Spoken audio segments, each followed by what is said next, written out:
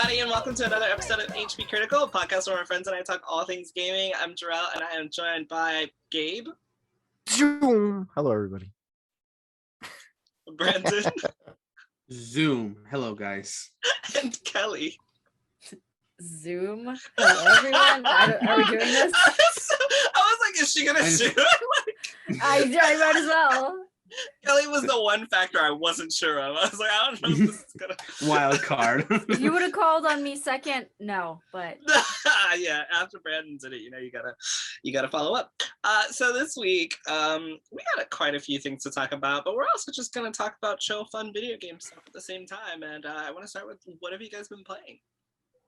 Ooh, I actually have a list of this because we were asked by the other day. She did ask you that. So, and your list is really long, so tell me you're not going to read that whole list. Oh, I'm gonna read the whole list. So of course, playing Skyward Sword, Persona 5 Royal, Assassin's Creed Valhalla, Halo, the Master Chief Collection, surprisingly an Xbox game. A new game that came out. It's a FPS game called Splitgate. It's in beta right now. And I believe it's free to download across everything. Another new game that released I believe this month, Hunter's Arena Legends. I don't know how much it is on Steam, but I know for right now, PS Plus members can get it for free. Highly recommend. It's a whole new take on the battle royale genre. A lot more enjoyable than the past couple ones that come out, like Warzone and Fortnite and all that stuff. Final Fantasy VII Remake.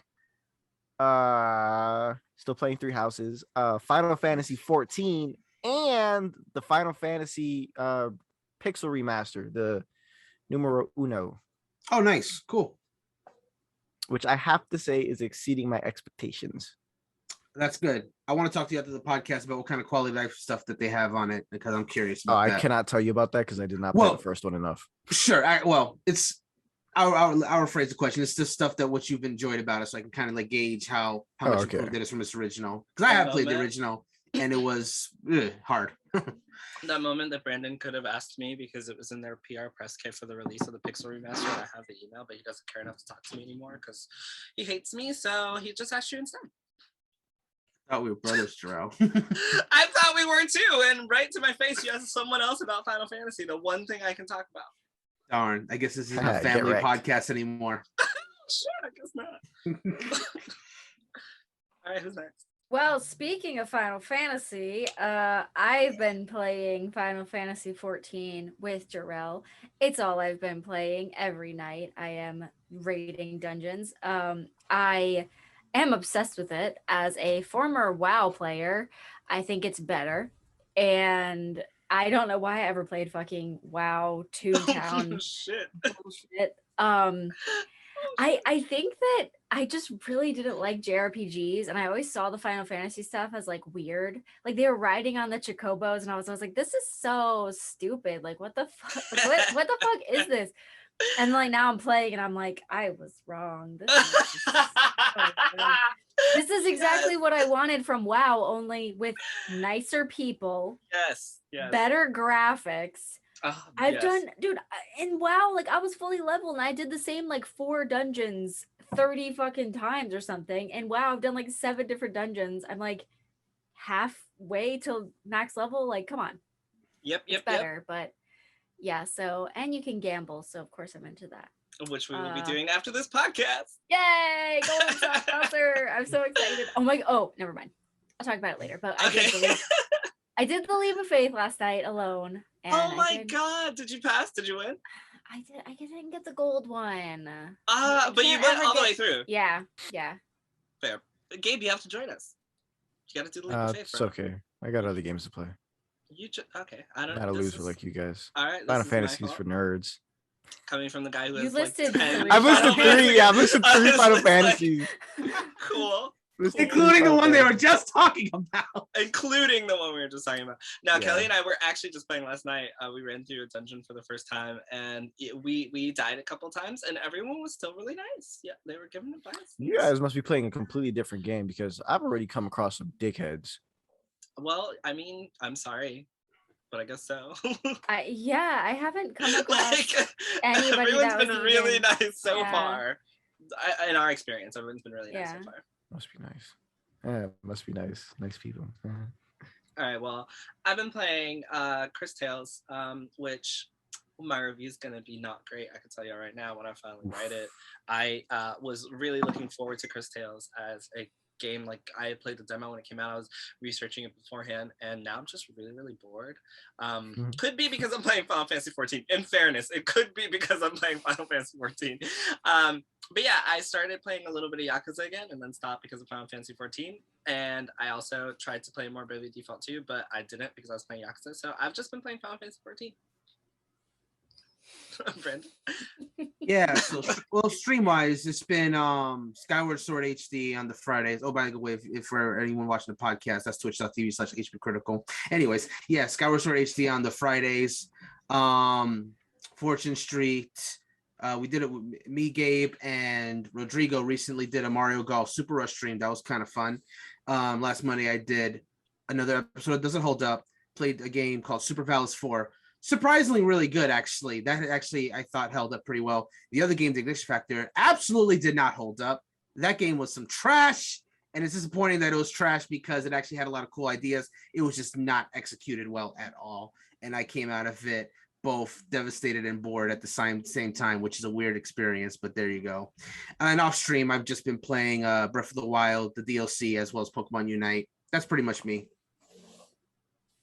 I forgot about Pokemon Unite. Uh-huh. I forgot about Pokemon Unite. I'm still trying to get my Captain Cinderace outfit, so I'm trying to play when I can, which I haven't been done the last few days, but got in a few matches before we started this podcast, so that's cool. Sorry for anyone if you hear me like blowing my nose to the podcast. Your boy's got a cold after having food poisoning. It's been a rough one. Tane, what was I gonna say about something that you were playing? I was gonna say something about something you were playing, but I forgot because I had to go blow my nose. Hey, when it comes back, you can let us know. This is a question, a random question, but how long can you return a game for full price at GameStop? I wouldn't know. I haven't done business GameStop in years. Like 14 days, I think, unopened. Unopened? Oh yeah, unopened. Yeah, unopened. 14 yeah, days. 14 days. When did Super Mario Golf Rush come out? It's too late for that draw. It's way too late. And also, I'm trying to get you on a stream for one of those. Don't you return that yet? Well, it's a good thing I still got it unopened, sitting right up there, huh? Yeah. Just sell it on eBay. September is another month, Jarrell. I'm gonna ask you again when it gets close to the end of this month. I'll be here. So let's talk a little bit about anime. AT&T is sold Crunchyroll to Sony's Funimation. For anyone who doesn't know, they were the two big anime watching programs. It was either Crunchyroll or Funimation, and each of them had rights to different anime. I think most of our listeners will probably be familiar with both of them. Mm-hmm. AT&T has now sold Crunchyroll to Funimation by Sony. So now I don't know what's going to happen with this. I don't know if that means that, they were talking about what they were going to do. I didn't read it. I'm assuming that this means that they're going to either consolidate a bunch of anime. Maybe they're going to keep the program separate. All I want from this merger is for both of their apps to be better. That's the only thing I request. Not gonna happen. Because Crunchyroll sucks and Funimation sucks. The apps are not great. They're really not good. So with the amount of money being thrown around and anime being this popular, that's my only hope/request. Any thoughts about this? Oh, sorry. The purchase price for the transaction is $1,175 billion. Mm-hmm. It's a lot of money. Yeah, it was a lot of change for that deal. Yeah. Like you said, I'm just hoping it makes their apps better. If they want to unite their services, I'd be okay with that because there's a few things on Funimation I want, but not enough for me to subscribe to it. I mostly just do Crunchyroll for my anime because like it just gets me pretty much what I want. Yeah. The only time I've personally had a Funimation was I wanted to watch the Danganronpa 3 anime, but it was only on the Funimation app, so I did the month trial to binge the whole thing and then pretty much left it. my nephew has Funimation. We used to watch the show called Dynazen on whenever he visits. And what was the other thing? We want at some point watch The World Ends With You anime because I think it's on there as well. But I want to finish the game before I watch the anime. So yeah, it'd be cool if the apps merge. I very much doubt that, but that'd be nice. What do you mean finish the game? I still haven't finished it. Me and him are trying to do the original. Me and him want to do a co-op playthrough of it, but it's based on our availability, which hasn't been lining up lately. I really thought you had finished this game. Okay, we're gonna talk about this. We have talked about this. Well, brain, my brain. I'm sick. Yeah, brain. Yeah, so honestly, Sony's making out like a bandit here because with Crunchyroll comes its entire community, right? Like this is where the go-to for anime, pretty much. So Sony, the annoying ass sub is better than dub, people. Okay. I mean, yeah, I guess I didn't know that was still a thing. That's it. 100% is, and one of the main things of that is because Crunchyroll, they may have.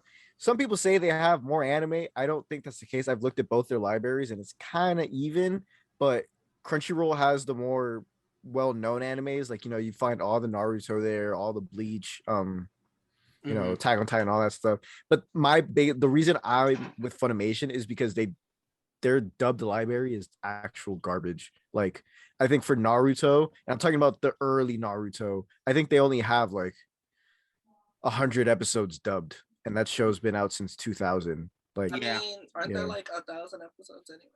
There's 700, but no way. Like, there's a lot of episodes to get through. No, but here's the thing though. Funimation got Naruto, the first one. They got it earlier this year. All 250 episodes are dubbed. It's not that it's not like. And the thing is, like, the way I watched Naruto was I saw it all online on Kiss Anime, RIP, and it was all dubbed there too. So it's like Crunchyroll literally just didn't feel like giving people dubbed. Yeah. Well, I also think that they're a smaller. Oh, go ahead. I was just gonna say Funimation is like Gabe said, a lot better at providing dub content. Crunchyroll has of their vast library, I would say less than a quarter of their anime also has a dub option, whereas Funimation it's almost all of them. I'm hoping that my power doesn't go out. There's thunder and stuff. Mine was thundering earlier. Thunder buddies. All right, anyway, so it just helped us playing Knuckles in Sonic. Hell yes. Hell yeah. Oh my god. I'm super hyped about this. Yeah. Yeah, no. That's the tweet. Yeah, that's literally the tweet. Literally, you just Elba tweeted out saying knock knock, which is great because that's a reference to the Knuckles theme song from the Sonic Adventure. Like one of the lyrics is literally knock knock is Knuckles. And so he put knock knock. It was funny. But besides the joke, no, I just think it's a really cool casting. I like Idris Elba as an actor a lot. I like a lot of his works. I literally just got to finish seeing the Suicide Squad like last weekend. So yeah, I've pretty much enjoyed his work, and I think he's a good choice for Knuckles. At this point, it's clear that for a lot of these Sonic characters, they're going like celebrity casting as opposed to actual actors, which I'm very mixed about that. But that's what gets the ticket sales, whatever. But if they're going to pick a celebrity for Knuckles, I think he was a good choice for it, honestly. So I'm very happy about this casting. Can't wait to see how he's going to sound when they actually have a trailer out. Knuckles is cool. Kind of a knucklehead, but he's cool. For anyone who doesn't know, you can read about Knuckles and his indigenous roots, along with 9 other indigenous characters over at hpcriticalgaming, written by Joey. Hell yeah. Moving right along. I'm so sorry. I'm really hyped. Like I'm okay. on NPR. I know. I'm sorry. I'm really hyped. I'm just also really low energy because sickness. Yeah. Before I go into more heavy stuff, I was listening to Gamestop recently, and I wanted to ask you guys a question that was asked by them, and I forgot what it was. It's about new gen console. Yeah. 9 months in. How do you feel about it? Oh, I remember that question. I read the channel.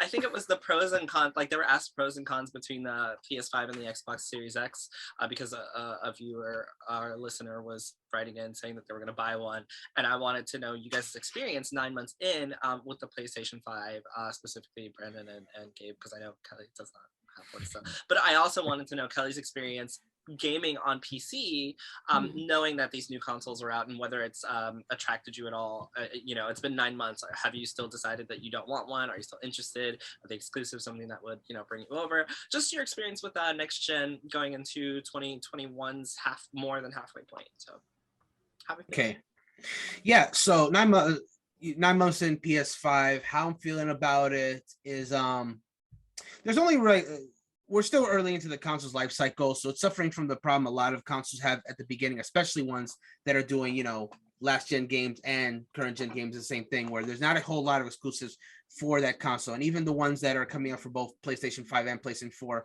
aren't taking as much advantage of the I guess current gen console, because they're still waiting for people to actually get it, which may still take a minute. But the ones that have taken advantage of it, I would say have done very well. Astro's Playroom, which came bundled system, is still, like, in my opinion, one of the best ways system is used. What's up, Gerald? Before I continue, I don't understand what you're saying. What I'm saying is the PS5, it takes advantage of, like, the stuff that the DualSense can do, right? It's stuff that like the improved loading times, the more detailed textures in the characters, all that jazz. As far as PS4 games that are getting, like, sent to PS5, or games that have a specific PS5 port, you can still see the graphic, like, improvements here and there. It just may not take advantage of, like, the haptics as much, because there's also a version like that. I know when I was playing Hunter's Arena's Legends with Rodrigo, I noticed that game actually took advantage of haptics. We played that on PS5 with, like, little resistance to triggers and the HD rumble and all that good stuff. But yeah, if I'm being perfectly honest, for the games that have been using it, they're cool, but I really have just been using it to, like, get through, when I can, my PS4 backlog here and there. And I could have done the PS4 with that, but it is nice to take advantage of the improved loading times, and the games that do, like, get that little increase in graphic capabilities is great as well. But yeah, I'm glad. I feel like if I didn't have the PS5, I'd just be upset that I didn't have it. So even if I haven't been using it as much as I probably would like to, in terms of, like, it being a PS5 and not just like a glorified PS4, I'm just still happy I have it. I'm enjoying it for what I am getting out of it, and hopefully we'll get more. Gabe? Oh, are you good now? Are you no longer suffering? I was gonna talk next, but I feel like I'm gonna have to blow my nose again. Oh my god. So my biggest pro for the PS5 right now, well, I have two. One of them is that it no longer sounds like there's a military airbase inside my room. Yeah, I'm glad about that. Because the fan isn't blowing all over the place when I play a game with decent graphics. The other pro is, the graphics. Even the games that necessarily didn't get, what's it called, like the next gen updates, it still looks significantly better on my screen than it did on a PS4. But my cons, man, so there's this thing that my PS5's been doing, and I've been looking online, and it's commonly uncommon, if that makes sense, which it doesn't. Yeah, just by Drill's face, it doesn't make sense. But so when I update I'll have my games updating, and this happened a lot when I had Warzone on, but I deleted it. But I would update my games, and if I would pause them because I was going to play another online game, that update would just stop working. I would try and update it, and it'd give me an error code, and I'd go online and search for the error code. And Sony's response when you go to the forum for that error code is, I think it was, disconnect from your Wi-Fi and try again. That's it. That was their only solution. So I had to dive deep into Reddit and see what to do. People suggested clearing the cache. People suggested restarting the system, like manual restarting and not turning it off and back on. People suggested renewing license, which I've never had to do on a PS4. And there was a couple other suggestions, and I was like, this is not right just to get an update to work. And most of the time those things wouldn't even work. Like the update would finish by itself like a month later randomly. Like right now I have Fall Guys that's queued for update, and every time I try it gives me the error code, and that's been for the past month. So I'm like, that's just gonna stay there. And Another gripe I have with it, and I know at first I thought it was something to do on my end, but I don't know where the hell they put the Wi-Fi adapter or whatever inside the PS5, but it's garbage if you're not near your router. Like my PS4 was able to pick up, I was able to play online like perfectly fine without lag or anything.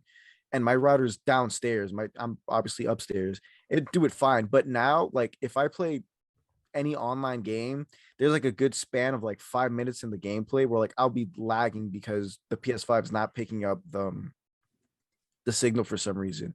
But my computer does it fine. My Switch does it fine. It's literally just the PS5. And again, I don't know where they put the router in there, the adapter in there, but kind of sucks. And I think those are all my cons. Yeah.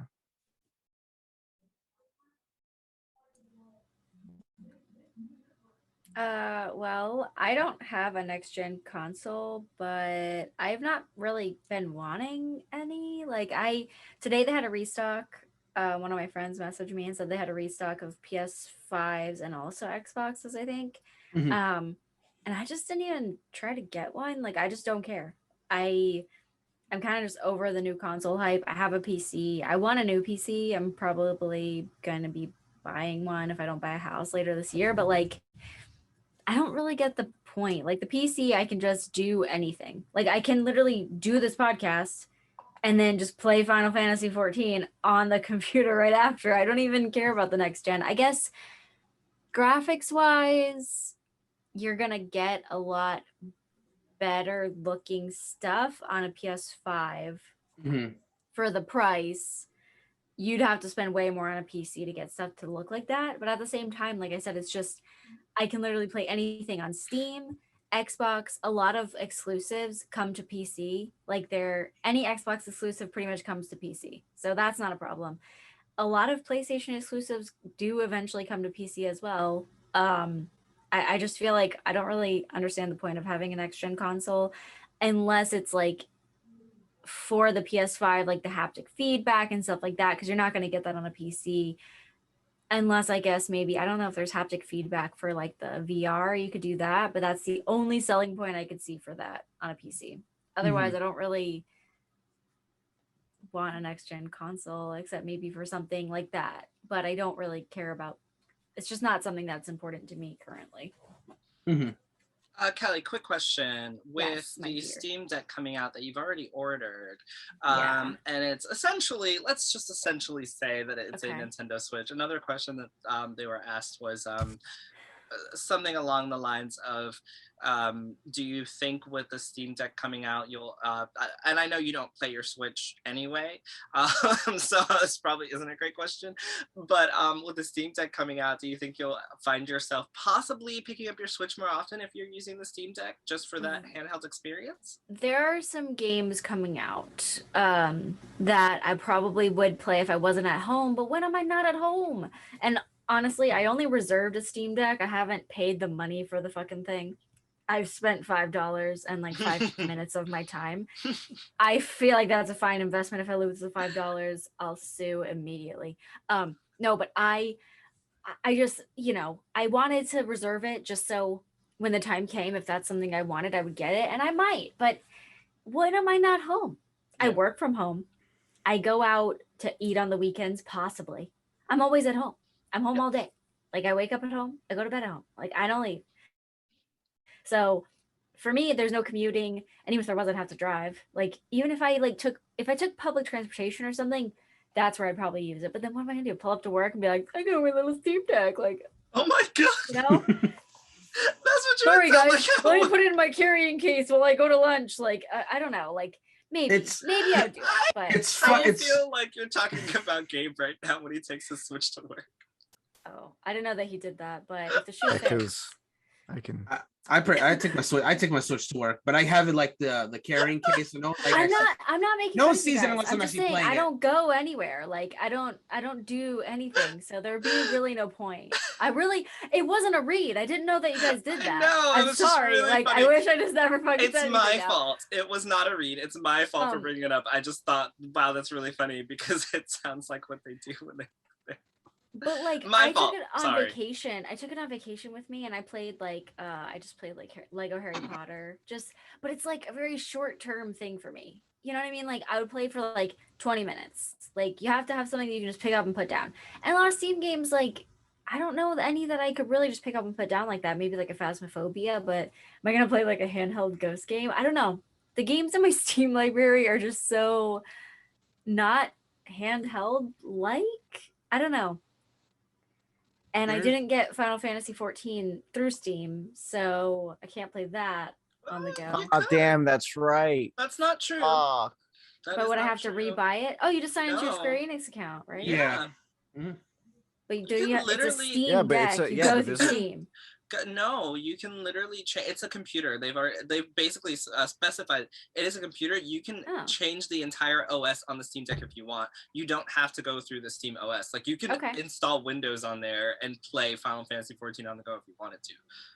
All right. Well, that's something that I consider then. And I have so many Steam games, and there's some coming out this year that I'm really into. I just don't know for me. Like I said, my initial investment is $5. Of course I did it, but like $530, like I could like, you could buy like a low end PC for that. Like, I don't know. You got the expensive one. It's on the go. It's something, I don't know. It's interesting, but I don't know if I'd use it. Really, I don't know. And it's huge compared to the Switch. Did you see that photo? Oh my god, yeah. Like carrying the Switch would be like carrying a big phone. Carrying this is like carrying a fucking tablet. Printer or something. Oh my god. No, I don't know. I just looked at the closest thing to me in my room. I said tablet, she said printer. Like, holy shit. I imagine it's like this big. Like, I'm like carrying this with me, Jeez, that's a little rough. Like, fuck.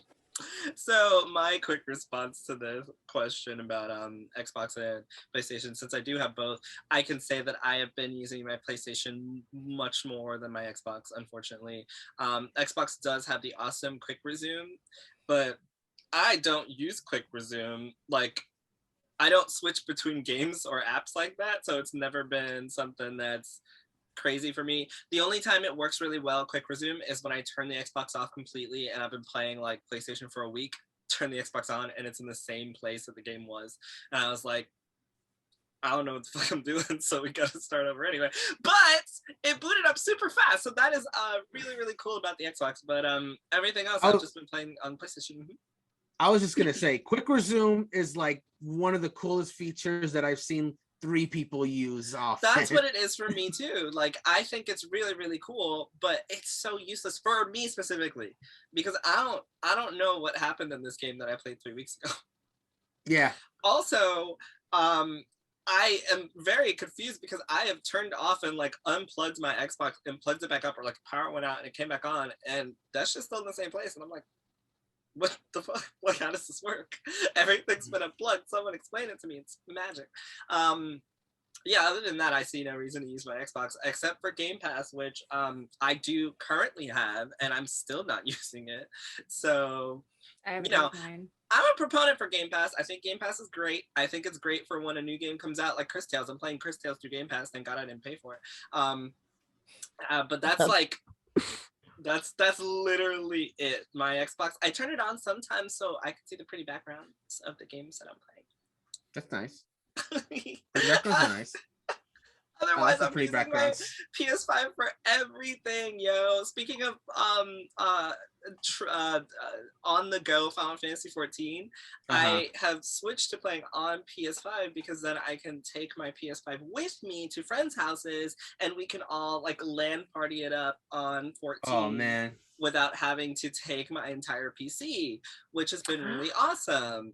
That's nice. So cool. That's why I've been playing so much and been having so much fun, because I just throw my PS5 in a bag, grab my controller, or I used to actually take the keyboard and mouse with my PS5 and go over and just plug in the keyboard and mouse and still play MMO keyboard and mouse on PS5. But then I stopped because I was like, I don't have to take all the peripherals. I can literally just take my PS5 and my controller, and of course my friends already have HDMI cords, so I don't even have to take that. Just a PS5 power cord, controller, and now we're all doing dungeons together and raids and shit, and it's a great fucking time. But PS5 is also I keep forgetting that there's so many exclusive games to PlayStation, like excluding what's ported to PC. So I've been playing a little bit of Guilty Gear, which is like, if you're a fighting game fan, you have to have a PlayStation. Street Fighter 5 is exclusive, console exclusive.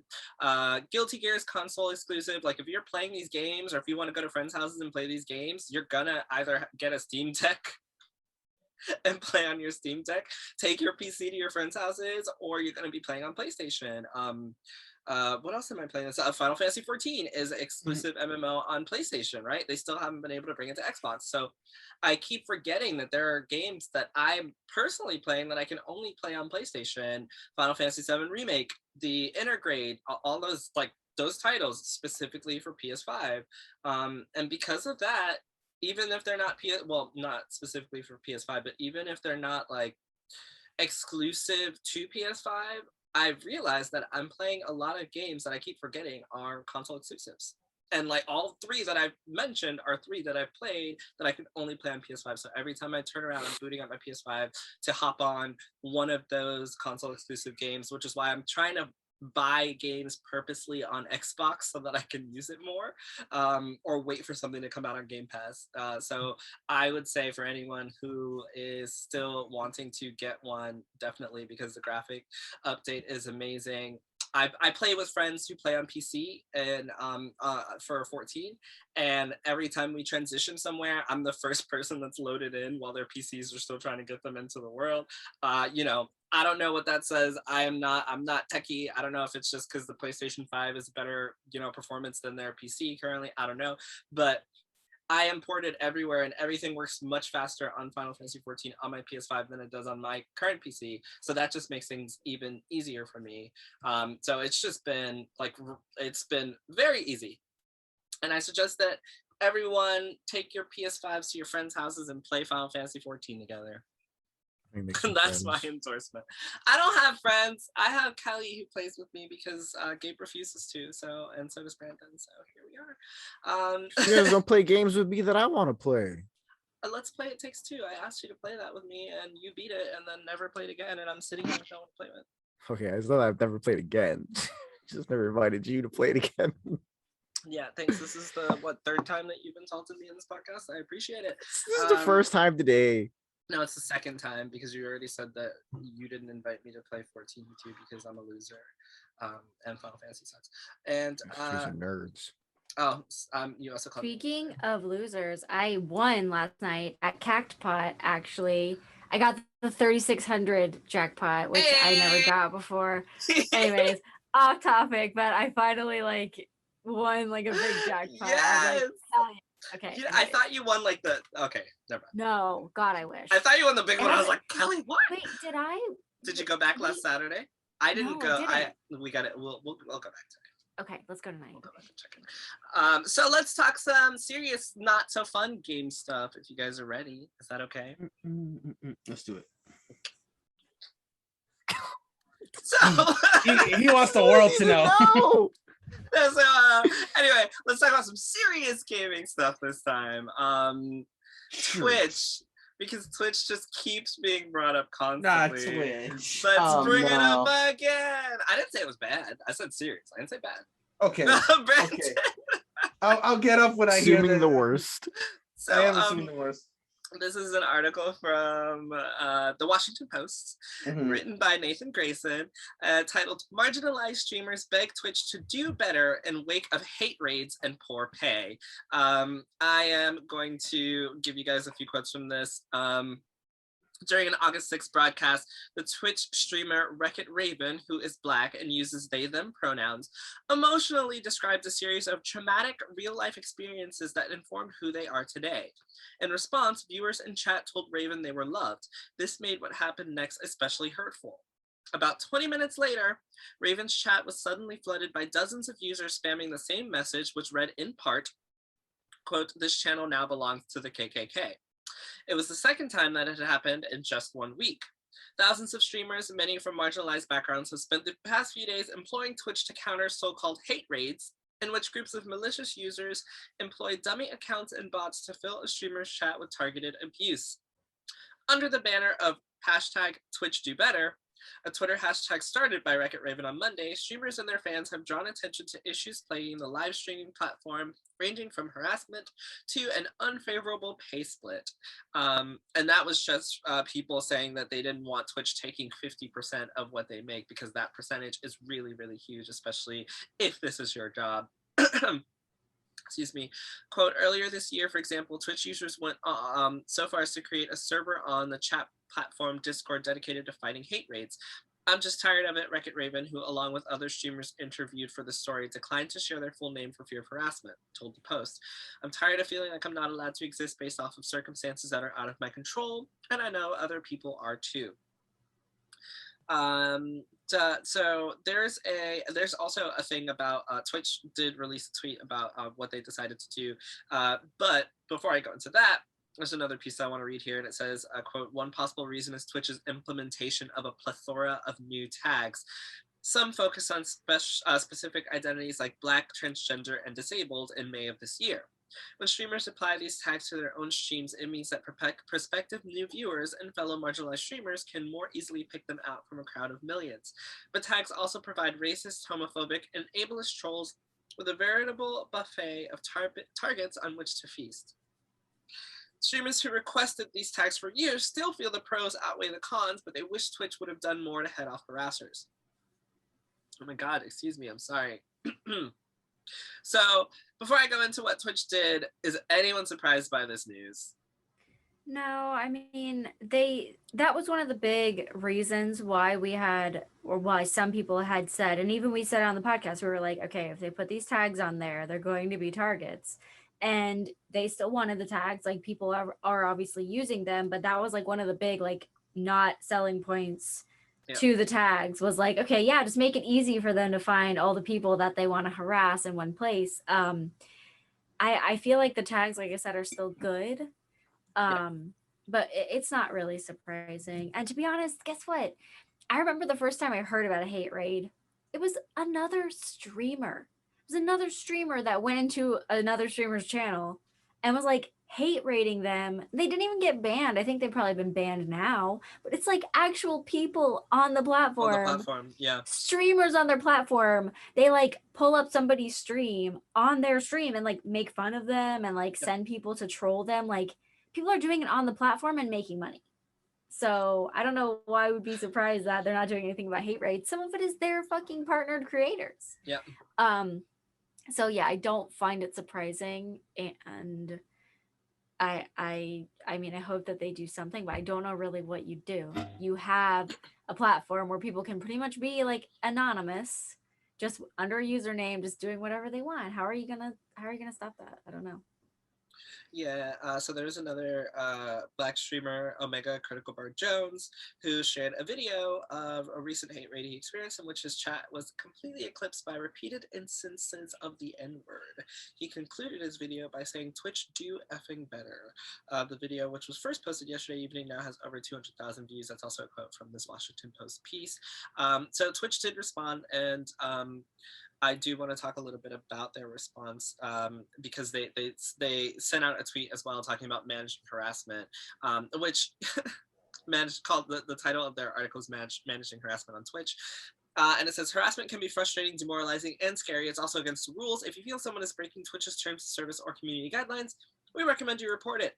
You also have options to manage this behavior immediately. And then they go over your options, which include the ignore feature. If you are being harassed via whispers or in a channel where you are not a moderator, you can choose to ignore that person, removing their messages from your view. You can use this feature to ignore any user in any chat on Twitch. When enabled, this feature applies to both chat and whispers. And then they tell you how to use it. They go on to talk about block users. If you want to more completely remove another user's presence from your Twitch experience, you can choose to block them instead. When you block another user on Twitch, you remove them from your followers list, your friends list. You remove them, prevent them from following or friending you in the future, prevent them from whispering you, hosting you, purchasing gift subs or for other users in your channel, and you filter their messages out of the chats you don't moderate. There's also block whispers from strangers, clear chat, and viewer card mod logs, which I'm going to read that. It says channel owners and moderators can see channel specific information about users in chat to help them make more informed moderation decisions. Clicking on a username in chat or the /user chat command opens the user's profile. From here, you can see when an account was created, the user's chat messages, and their history of bans or timeouts in the channel. And you can also add notes so that the channel owner or moderators can also add notes so that they can all see them. There's also timeouts, chat bans, and file a user report.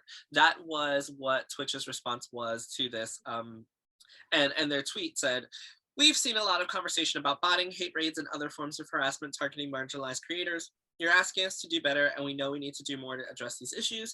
That includes an open and ongoing dialogue about creator safety." Any thoughts on this their explanation of what you can do, how they've handled the situation? I don't know. I feel like if I was a streamer and like, yeah, those are viable options and they make sense, but like, I don't know. I feel like if I was a streamer and like I saw that type of stuff, I don't know how to word this correctly, but like,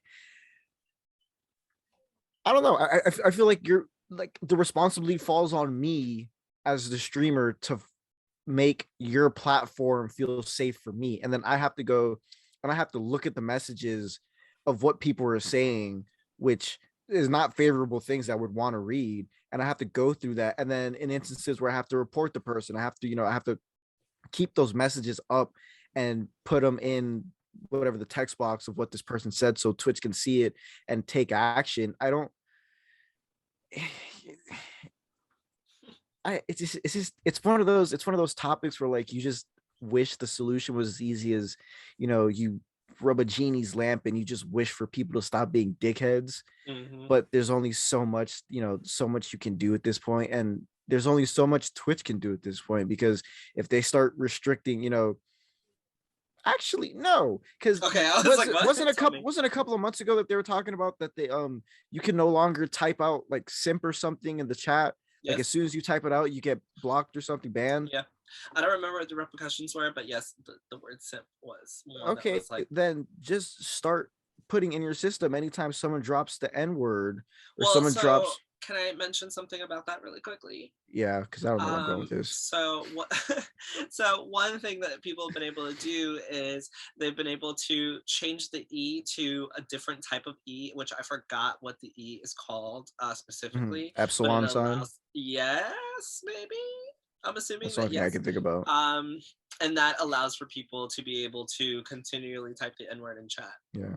So again, yeah, it brings me back to my original point. This is just one of those instances where you really wish you could just make people stop being dickheads, because there's only so much that you as a streamer and you as Twitch can do in keeping these people out, because it's, people are going to keep finding ways to keep saying something. If they're not going to be calling you the N-word, they're going to call you other derogatory terms that, you don't probably hear as much.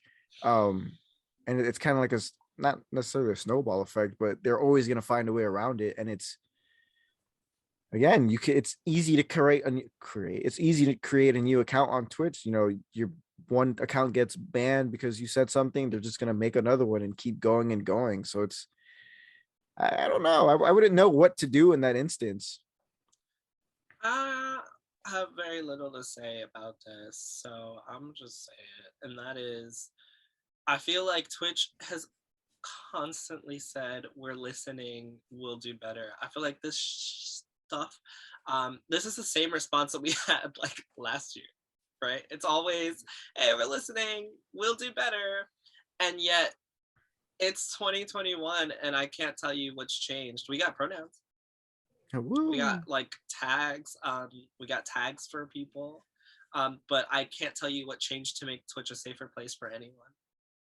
Like I don't know what to tell, because when I read that, I was like, damn. So I agree with you, Gabe. Like the onus for, my safety is essentially on me.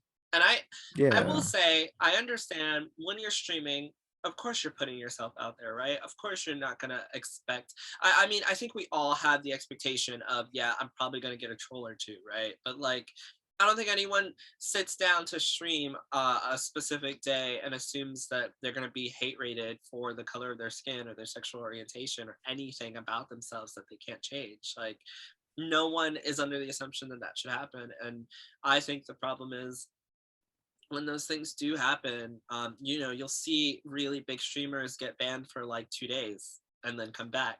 Yeah. And it's like, okay, nothing has happened. Or you'll report people for dropping the N-word. You'll have videos of these people doing these things and harassing others. Like Kelly mentioned, like people, their own streamers will go into other people's streams and stream them hate rating other streamers. Like that should be a permanent ban from Twitch. Like no questions asked. Why is it that this is like, I don't care what you do.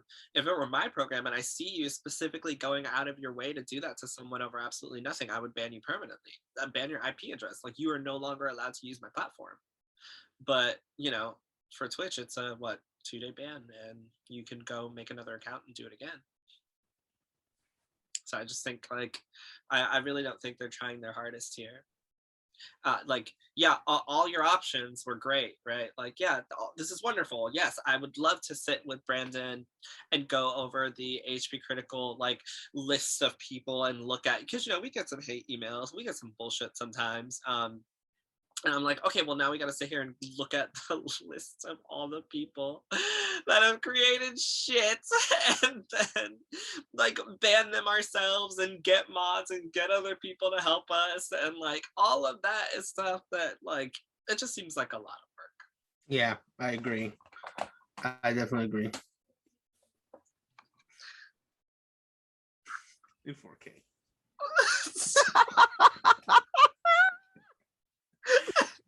Anyway, so to move away from bad Twitch things, which is like we shouldn't be laughing about, so I apologize. We had to take a small break, so that's like why we're laughing. Lightning. We're not laughing at Twitch. Okay.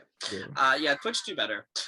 So moving on, 3 senior Blizzard devs reportedly no longer working with the company amid Activision Blizzard allegations. It was from IGN by Kat Bailey. Diablo 4 director Luis Barriga, level designer Jesse McCree, and WoW designer Jonathan LaCraft reportedly no longer with the company. I think we talked about McCree a little bit. He's apparently out. There's an update here at the beginning of the article. It says, quote, an Activision Blizzard spokesperson confirmed that the 3 of them are no longer with the company. We have a deep, talented roster of developers already in place, and new leaders have been assigned where appropriate. We are confident in our ability to continue progress, deliver amazing experiences to our players, and move forward to ensure a safe, productive work environment for all, the Activision Blizzard spokesperson told IGN in a statement. So I'm not going to go into that. It's pretty much that, you know, the Diablo 4 director, like that is, first of all, that's a big fucking deal, right? Yeah. Like, let's just outright say that it's a very big deal to have the director of the upcoming Diablo 4 be let go. Because this is what we were talking about with Ubisoft and Assassin's Creed, and you know they were mentioning that a lot of these people that were higher up still had their positions and are still working on these games. So I think Blizzard knows that like they kind of don't have a choice here, especially amidst a lawsuit. Like you kind of got to get rid of the bad apples. And McCree and LaCraft are also both gone. I think I read somewhere that people were purposely not saying McCree's name in Overwatch because of the situation. Yeah. So what are your thoughts on Activision Blizzard letting go these 3 members, including the director of Diablo 4? Keep weeding them out because you're not done. It's a good. Okay, so here's the thing. See you later. I'm kind of in between with this because here's the thing. It seems like a very good thing, and I think it is, but I even hesitate to say it's like a good first start because it really feels like, shit, we did bad. Send these scapegoats out. Hey, they're gone now. We're good again, right? Can you get excited for Diablo 2 again? Okay, this crash anniversary thing. I worry that, you know, this is obviously a good thing, but I worry that Activision Blizzard will do this and there's going to be, unfortunately, just enough people that say, oh yeah, I was forgiven. You got rid of the bad guys. You're good now. No. It's like I said, it's a good first start, but there is still a lot of work to be done. And this is, you know, it's promising to do it's promising, but we've said from the start that when all this stuff came out that it's gonna take a long road, and this is just like the first step in like to Gabe will get this. It's like the first step on like Snake Way to improvement. So they're not done. I'm all that to say, they are not done. Getting rid of these people is not Activision Blizzard is good again. There's still a lot that needs to be fixed. I actually don't know that I agree with that, surprisingly. Only because specifically only because it takes we've seen a lot of companies that will take up for like the game director.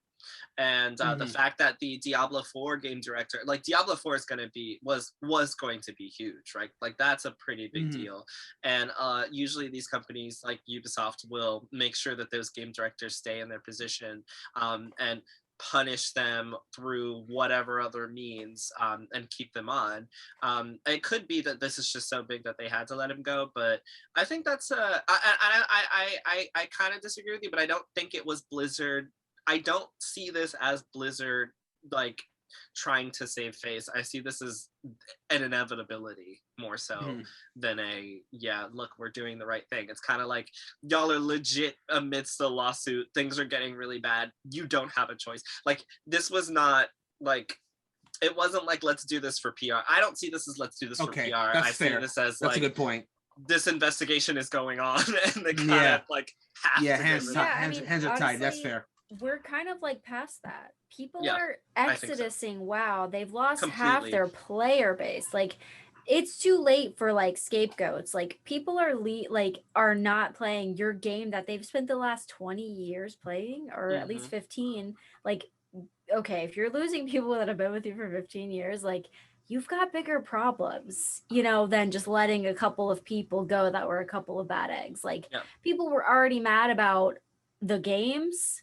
And then you added on the sexual assault, and people are just like, listen, we can't keep forgiving not only your shitty games, but your fucking shitty people. Like, I don't know. I feel like they're a little bit past where a couple of firings is going to do it. Like, I don't think it's going to happen. I think you got to like, just burn the whole thing down. Just start over. Just totally start over. Let's mob the place. No. Okay. We're not committing crimes. Quick. Not at Blizzard. Steal the Blizzard gift cards. Burn it down. Yes. Not really. I heard you, Brandon. So the Apex Legends lead designer has been fired after the community unearthed sexist and racist posts. Because let's continue. Wait, who?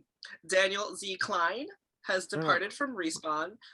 He was the Apex Legends lead designer. He was fired after the community unearthed sexist and racist posts. This is from fanbyte.com, written by Ethan Davison.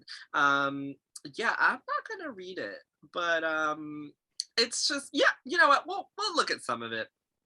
So here's a quote. In the Unearthed blog post, Klein wrote that women were irrational, said that they were said that XX were moron chromosomes, and that his readers shouldn't pay attention to a woman's online posts because it's just her vagina talking. Other writing from this period shows Klein making a racist joke about refusing to feed Africans, with a punchline about African people's lack of hygiene. The discovery of Klein's disturbing year-old's post occurred the same week news surfaced of Activision Blizzard being sued by the state of California.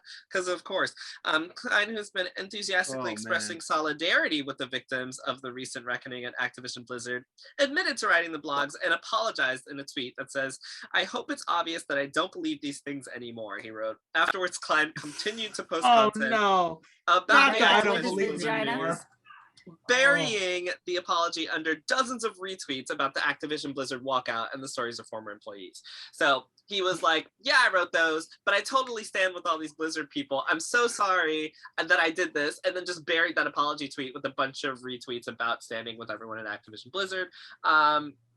Anyway, the following Friday, August 6th, Klein was let go. And there's a little bit more. On a phone call with Fanbyte, Klein continued to express regret about the blog post and sympathy with those who were hurt by it. Quote, I once did say these extremely harmful, awful things. I absolutely did. And at the same time, I've also worked on myself and to try and become a different person. Both of these things are true at the same time. I was actively someone who would hurt other people emotionally because of my own insecurities, right? That is what you saw on display there. And it took me so long to even understand that this was a problem I had to fix. I don't think there's any apology for that. I was just an awful person. I blew up at this, getting fired from Riot for calling misogynist players man babies and for telling a concerned troll to fuck off and sea lion somewhere else. But okay, we're done there. The point being, he said some really bad things. He's been fired. I'm going to say that I have been in positions, and I know people that have been in positions to say really bad things when really bad things happen to them, and yet I know those people never come out of their mouths saying things that he said. Like, you have to, I firmly believe that you have to be in a place that you believe the things that you're saying to be able to say things like that. Because if your first insult to someone is that you're like not feeding Africans and they have bad hygiene, why is that like your go-to? Why are you saying that the female chromosome is a moron chromosome? Like, what happened in your life that makes your first attempt at bringing someone else down because you're upset, like, be something that's misogynistic? Like, I don't think that you just, whatever, I don't actually care to talk about him. You guys go ahead. As a resident vagina talking irrational moron here, I honestly like kind of like, he buried the apology, but I kind of like commend it. He's like, I was terrible. Like, yeah, okay, we all agree. Like, I mean, some people have just like tried to like totally wash it out. Like, I don't know. At least he like admitted it, I guess. I mean, I'm still kind of happy that he got fired. It's just like, I don't know, man. We like have a bunch of thoughts and we're always like posting them on the internet. We should just like shut the fuck up sometimes, you know, like just say nothing. Like, how hard is it? Just don't say anything if you have nothing good or productive to say.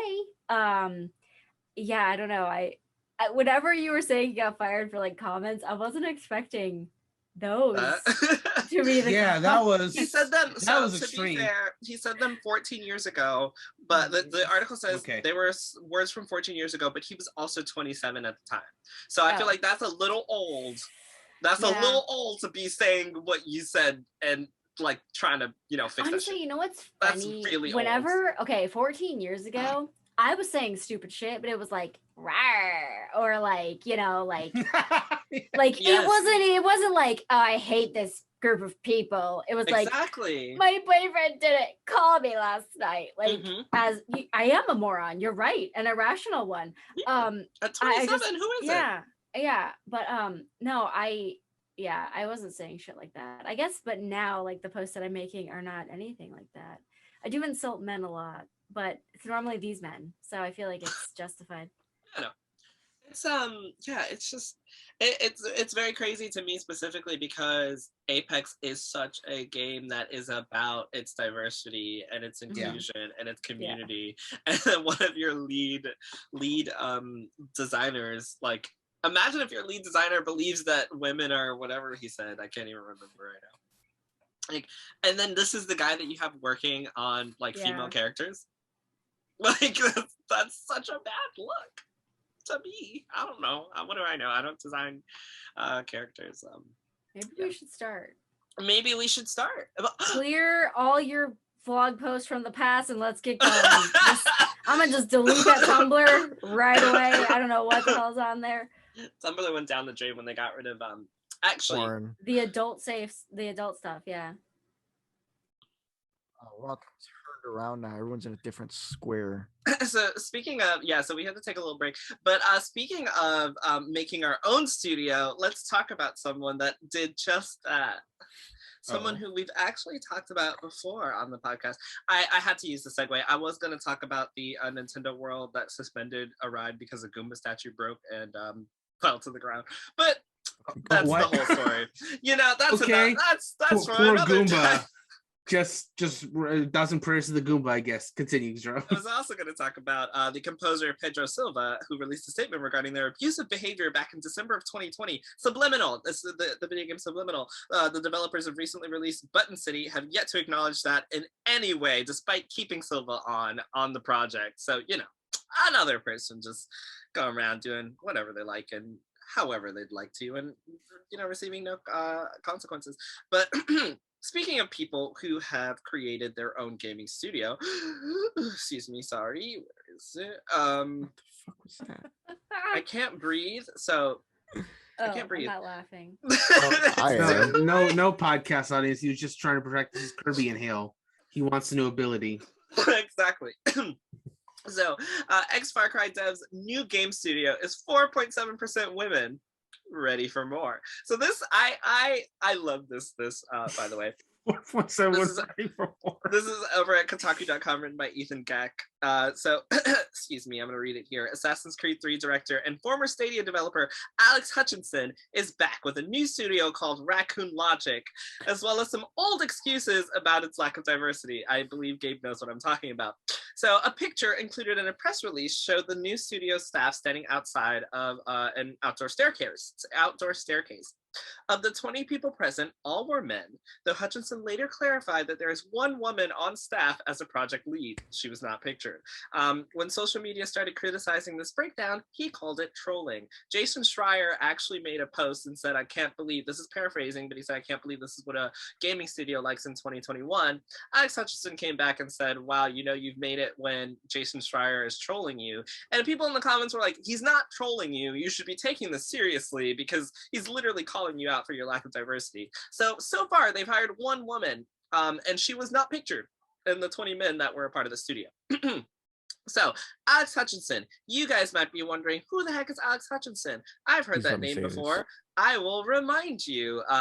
So, I don't know if you guys remember, but back in 2014, Far Cry 4 devs were apparently inches away from women as playable characters. This was from a Polygon.com article, and he talked about how it was essentially they didn't have the amount of money or time to include women in Far Cry 4, and then they also had the same excuse for Assassin's Creed Unity, the 4-player one? It was Unity. Yeah, I remember that story vividly because that was around the time that Sunset Overdrive was coming out. So they're like, oh, we don't have time to model a female assassin. And then somebody had asked the developers of Sunset Overdrive what kind of playable characters you're gonna have. It was like, hey, Sunset Overdrive is gonna be a female playable characters. And then their response was literally, not only is it gonna be female characters, it's gonna be a female assassin character. Yes, I remember that. And that game was fucking awesome, by the way. So if you guys can still play it, you totally should. But yeah, they had some excuse about how it was too hard, and they would just if they made a female character, she would just be walking like a dude because they didn't have the resources to do it. So also, I don't know if Gabe wants to also remind us of who Alex Hutchinson was, if you'd like to. The other thing we've talked about him on the podcast for. I might say this wrong, but you remember that one idiot that said, sorry, that one guy that said streamers should be paying. It was paying the video game developers, right, to stream the game. Yeah, that fucking moron. That's that guy. That's him. Alex Hutchinson. The same one. Okay, The same guy. He's that guy. So he was also the creative director of Assassin's Creed 3, and he said this. He believes game journalists give Japanese developers an easy ride, exhibiting a subtle racism, which is condescending to those who favor it. I'll give you the exact quote here. It says, asked about why Nintendo is able to endlessly iterate the same franchise multiple times in each and every generation, Hutchinson replied, you want my real answer? I think there's a subtle racism in the business, especially on the journalist side, where Japanese developers are forgiven for doing what they do. I think it's condescending to do this. Just think about how many Japanese games are released where their stories are literally gibberish. Literally gibberish. There's no way you could write it with a straight face and the journalists say, oh, it's brilliant. Then Gears of War comes out and apparently it's the worst written narrative in a game ever. I'll take Gears of War over Bayonetta anytime. It's patronizing to say, oh, those Japanese stories, they don't really mean what they're doing. What he meant to say was I'd take a game with male leads over a powerful female witch lead. That's what he meant to Kelly's say. face is in a permanent O for listeners. Yeah, so I don't think he understands racism. Like, you, sir, are a very happy white man who is mad because a Japanese developer is doing pretty good stuff and people like what they're doing. And now you're calling it subtle racism. We're racist against white people. I don't understand. Yeah. Also, his statement has a lot of inaccuracies about like how Japanese game gets like a free pass from journalism. That is 100% not true. Because that is 100% not true. I've seen like very, very Japanese games get roasted for their nonsense. For being that way, For being that way, yeah. And moreover, even going beyond the actual review process, if we want to talk about like the actual marketing process of how it's marketed in the West for a lot of these Japanese games, there are a lot of venues like, say, the Summer's Games Fest or the Game Awards, which will just not even acknowledge like a whole bunch of like games made in Japan. Like, they'll talk about like, you know, the Assassin's Creeds or the Last of Us games or other Western made games, and then games that, you know, a lot of people would argue would be in the running, like in the Japanese side, are just not even considered. And, you know, it's not to speak against the quality of either on either side of game, but the coverage in such events seems very unbalanced. Is my point. Oh, 100%. So, yeah. So Savage Planet came out in 2020 on almost every platform but Stadia due to an existing publishing agreement with 505 Games. It didn't make it to Google's platform until earlier this year, only for the tech company to announce it was shutting down all internal productions weeks later, which we talked about in a previous podcast. You should go back and listen. In the months since, Hutchinson, along with Typhoon's other leads, managed to buy back their IP rights from Google and 505 Games and get a minority investment from Chinese conglomerate Tencent to form Raccoon Logic. There is this infamous photo of the 20 white men who have created Raccoon Logic and the one woman not pictured, apparently. So this is a quote of what he had to say when confronted. Actually, no, I'm going to read a little bit more of this for you guys. It says, quote, "In a sense, it seems like things have come full circle with Hutchinson once again heading up a fledgling new studio. But in the years since Typhoon Studios originally opened, the gaming industry has been forced to reckon more often and more openly with its history of misogyny. While people have been able to see the lack of diversity in games since the industry's inception, it's only more recently that some of the worst consequences of the status quo at some of the biggest companies have come out on social media, in reporting, and through lawsuits. In 2018, it was Riot Games. Last year, it was Ubisoft. And now it's Activision Blizzard. Maybe that's why. Guys. Sorry. Raccoon Logic. Next year's Raccoon Logic. The one woman there that's high. So let me just also say, if I feel for that one woman hired there. I'm sure that they can be probably the nicest, sweetest guys ever. I don't know these people. Maybe they're a wonderful company, but I still feel for the one woman there because I cannot imagine. Like, I've been in spaces where I'm the only person of my type in a room, and I know what it's like. I'm sure Kelly has probably been in there. I'm sure you guys have probably been in that situation where you're the only person of your type in a room and you have to fit in and work with other people. And yes, sure, sometimes it works, but it's also going to be, or it looks like it can be a situation in which you have to navigate things and you have to be a specific way. You got to code switch to fit in. You have to make sure you're not upsetting anybody. You've got to go with the status quo. And this can very easily veer into some, Blizzard stuff. Not saying it will, not saying these aren't bad people, but I do feel for her because I would hate to be the only woman working in a video game, like, industry in a company in any way, especially with everything that's going on. Like, no, fuck that. I'm not by myself. Y'all better hire like 10 more ladies. Never mind. Anyway. So we're going to talk about a little bit what he said. Quote, "What I'd like to do moving forward is to really ensure that people are enjoying the ride more. I mean, it's work. It's never going to be day camp. We want to make sure people are enjoying their time." That's Reed Schneider, Raccoon Logic studio head and previous executive producer on Batman Arkham Knight. That's what he said. In a phone call with Kotaku, Hutchinson and Schneider said crunch, extended overtime during game development didn't happen on Journey to the Savage Planet, which was criticized for playing into colonialist stereotypes. Crunch wouldn't be, of course it was, because there's a bunch of white men making, never mind. Crunch wouldn't be a feature of their upcoming projects either. The two had vaguer answers on what they were doing to make the studio more diverse. Did they interview any women or people of color for open roles? Hutchinson wasn't sure, but said that most of the starting hires were people they'd called directly. So that basically means I'm starting a new studio. Let me call all my white friends and tell them to come over. Yeah. Which I'm not saying that's not fair, right?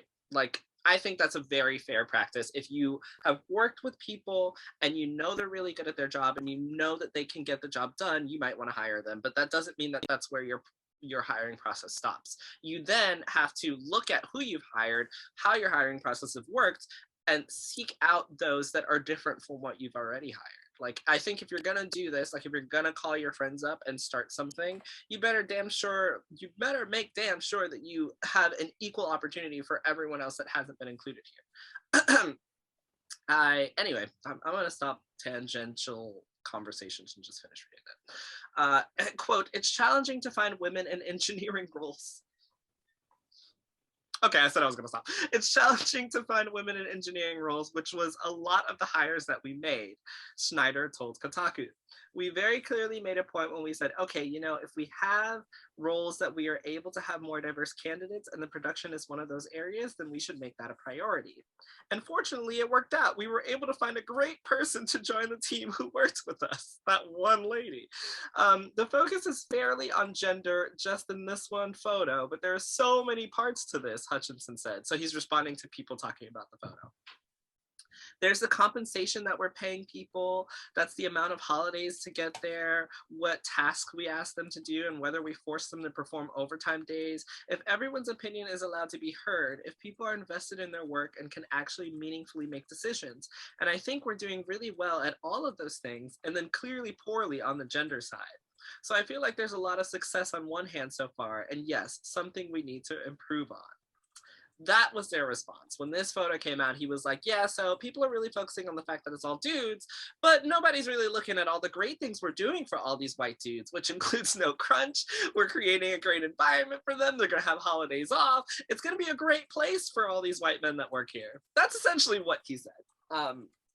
He did not mention at all anything about diversity racially, but he did say they were lucky to find that one woman that they hired, so they're on the right track. Not pictured. Not pictured. Yeah. No, I feel maybe like she's not honestly, even real. Yeah, right? maybe How not. do we know? Fucking real. They just have like one of the guys put like a wig on for like a background. Yeah. Like, I was oh, gonna there say, she is like, working in the back of her head. Like, I was gonna say they get a portrait. I'm sorry, I can't Oh my show you God. my face right now. They have like a blow up doll in a chair. Like, there she is. She's working hard over there. Yeah, she's surprised all the time. Okay, but She left a little bit of whipped cream on the side of her chin. Oh my God. Okay, moving on. Family friendly. We had a cake party. Moving family. on. Sorry. She gets great benefits. She don't get no time off though. Okay. All I'm gonna say is that like I feel like it's easy to call your friends and, like you said, hire just a bunch of white men that you already know because they're gonna have the same ideas as you.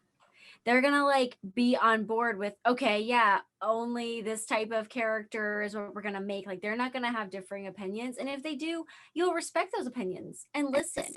They don't want to bring someone in that's gonna have a differing opinion, and then they'll have to be like, oh yeah, we totally want to do that. Like, I feel like they just would respect these people's opinions, and they wouldn't respect other people's opinions. And to be honest, I got a degree in tech in like at UCF, which there's like so many students, but like it was supposedly 25% women.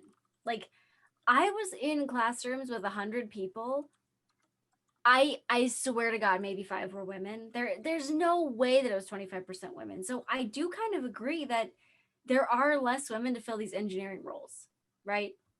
But at the same time, like, you should want those people. Like, if they got through the degree with the odds literally stacked against them, then that's probably who you fucking want on your team. Is someone who literally looked at that and was like, I'm still gonna fucking do it. I don't care. Like, you should want like those motivated people. Like, okay, yes, I'm the minority here, but I'm still gonna fucking do it.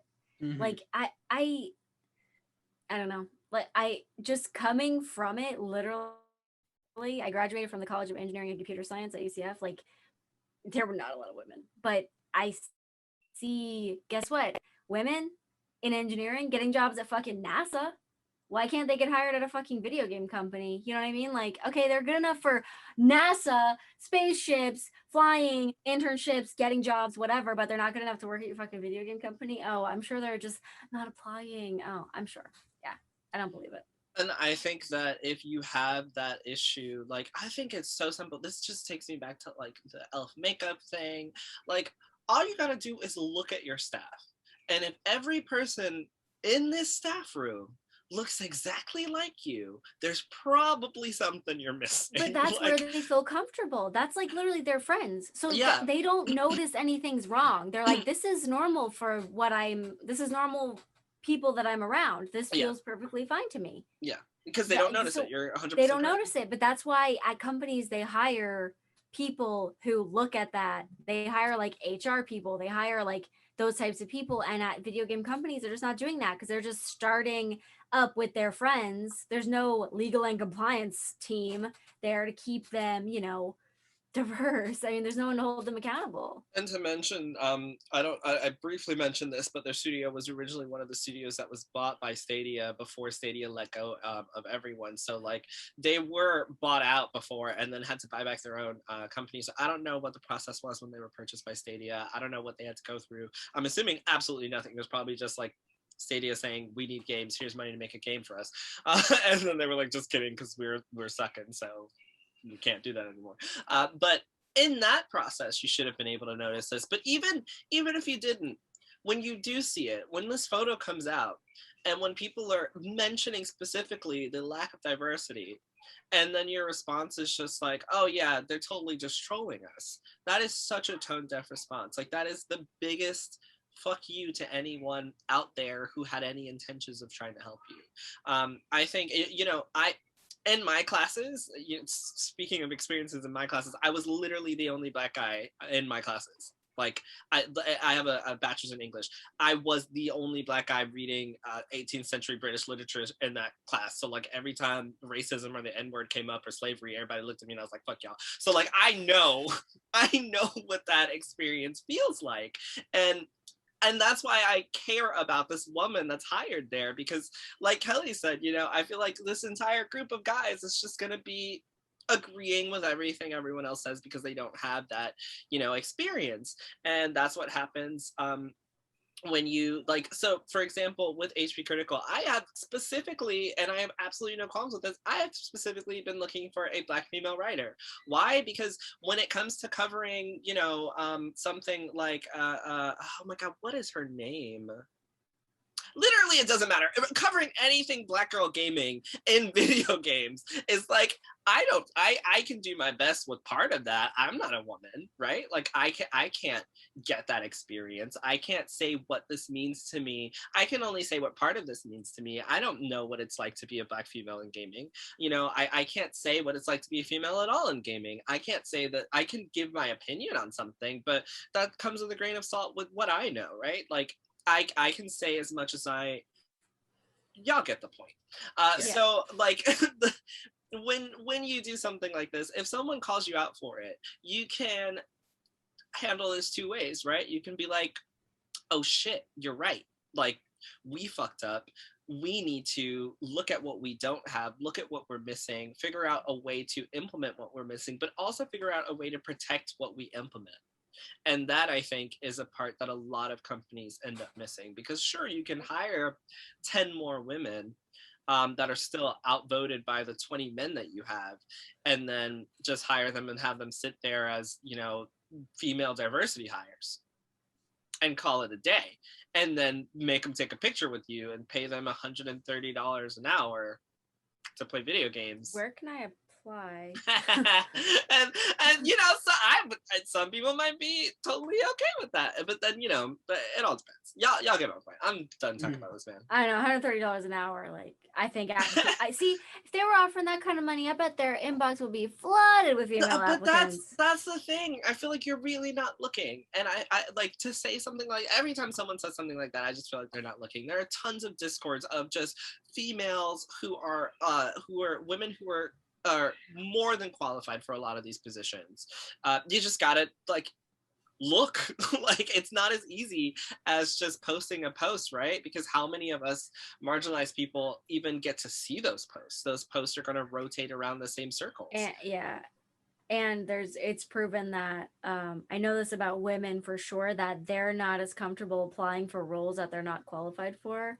So if they don't feel qualified for a role or certain terminology within like a job role, like they won't apply, because they just don't feel comfortable. Like, men are a lot more like comfortable applying for jobs that they're not really qualified for.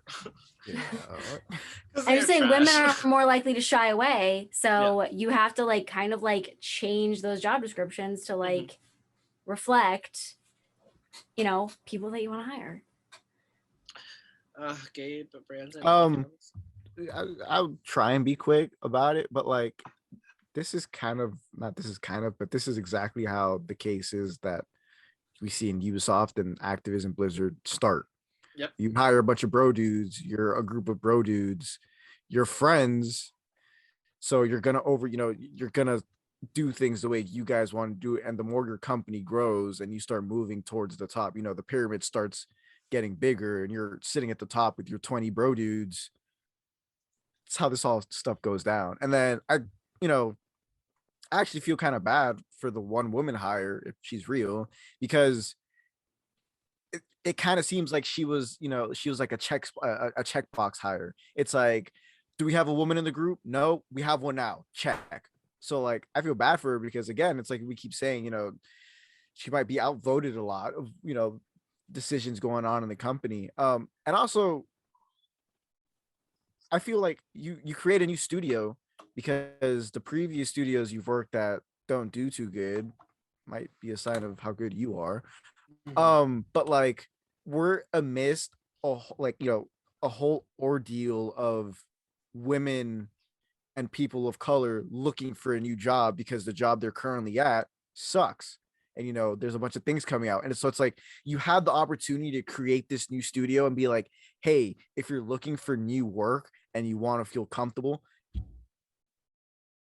But no, instead you know what I mean when I do this. I hope you guys know what I mean when I do this. Well, but no, listeners instead don't know because they can't see. Oh, sorry for the listeners. I was making a kind of a circle motion, as in like, here we are. That's what I meant. But no, instead he decided I said that's wrong. He decided to grab his friends and one singular woman that, again, we don't even know is real, and said, here's our new studio, even though you're looking into like another jar of mayo. So I'm sorry, that might be considered racist to some people. I meant to say just looking at a bunch of white people in a picture again, but it's just this like, I don't know. I kind of expected it from this guy. This guy's a fucking moron, and I'm not even gonna mince my words about him anymore. This Hutchinson dude is a doofus. He's a doofy. I'm pretty sure he got bullied in school. But there's just so much. I'm done. I think, well, I don't have too much more to add beyond what's already been said, but I do want to bring up something specifically because something that Gabe was talking about. And I want to ask you guys a question. Have any of you seen the Pixar short called Pearl? Okay. I will briefly tease it, but I think I'm not going to summarize the entire plot because I think it is something that it's very relevant to stuff we've been talking about on the podcast. So Pearl, the premise of it's one of the Pixar Sparks shorts, which was made by like independent animators, and basically the premise is there's this company that's literally run by like dude bros that are just like literally high-fiving each other and whatnot. And their newest hire is like this adorable little girl piece of yarn, ball of yarn that she's coming to work there. Obviously, she couldn't be more different from the dude bros that would work there. And so during the short, she to be accepted by these people that, you know, they should accept her because she's their coworker, she has to become like the dude bros in herself, and she has to change who she is just to be accepted and not be like ostracized for being different. And then somebody else comes into work, and then she's becoming the very person that she despised. I'm not going to say more than that. It's 100% worth watching. If you have Disney Plus, it's one of the Pixar Spark shorts. It's extremely relevant to this, and I think it's important, especially with everything that's going on in like current business culture. Like, this is not just Activision Blizzard. This is not just Ubisoft. This is not this new company got founded. This is companies everywhere, and I think this kind of like shines light on it in a way that I think a lot of people can understand. So that's Pearl, P-U-R-L. It's spelled. That's all I got to say about that. P-E-A-R-L. I know. It's like R-L. No, you gotta lead with the spelling because we've already searched it. Now we're all wrong. Okay, my mistake. Yes, but yeah. Yo, this has been a wonderful night with you guys. There were some things I was going to cover, but I'm tired and sick, so we're not going to. And I'm just going to end on this note. If someone is criticizing your company for its lack of diversity, I promise you they're not trolling you, and you should probably take it seriously. And also for anyone being hired in any of these companies, just be careful. Look out for, red flags. Look out for yourself. Ensure that there are policies in place to protect you. You know what I think a great idea would be? Just look at the diversity initiatives that Nintendo's making. Like, go over that list. Right, I think that's a great anchor. Go over that list. Make sure that the company that you're looking at has these types of steps, just in case, to ensure that you're safe with where you're working. Oh, may I add to that real quick? Please. Because of what you just said. We didn't get a chance to fully cover it. I don't think there's too much more we would have said anyway. But Nintendo did have their Indie World recently, and I think the Indie World is very important, not just because, we've talked about, again and again about like the importance of indies or whatever. I'm not even going to talk about that aspect. I'm just talking about the aspect that during the Indie World, and I think I talked this on a previous podcast. But I'm going to bring it up. But I'm going to bring it up again because I think it's very important that when the Indie World was happening and developers from around the world were presenting their games, they were allowed to speak in their own language, and you got to see all the different countries that are making their games, all coming from Nintendo platforms. That is so important. You literally can't get more diverse than having developers from different companies making system games for your system. And yeah, I think I love it. I absolutely love it. Hey, say that last part again. You broke up for me. Sorry. Oh, okay. Yeah. No, I was saying you literally can't. It literally can't get more diverse than having games from different countries being made for your system, and them getting to represent their culture in said game. I think that's extremely important. 100%. The Indie World Showcase happened. Maybe we'll talk about it next week. Maybe. There's a few cool games on there. But any final comments from you guys? Anything you want to pop out and say before we say goodbye to the listeners and viewers? Nah, not really. Dang, y'all want to tell them thanks for listening? No, I'll tell them thanks for listening when we get at least 20 reviews on the iTunes store and we get 30 plus more followers on the Spotify streaming service. That's when I'll start saying thank you. We're gonna need like 16 more. Oh, Gabe is literally holding his bat up into the sky. No, I'm here for it. No, but seriously, leave us reviews on iTunes. That helps the podcast a lot, believe it or not. Yes, it does. Well, yes, Jarrell just died. I'm sorry, my cat just clawed me. Looking cool, Joker. And share she's all over the camera. And share with your friends so they can listen to us talk shit about bad developers too. Yeah. And me talk shit about Scarlett Johansson. Just because we didn't this time, but we're coming for you next time. I promise I'll add it. All right, well, my cat's saying good night, so good night, everybody. Good night. No chase.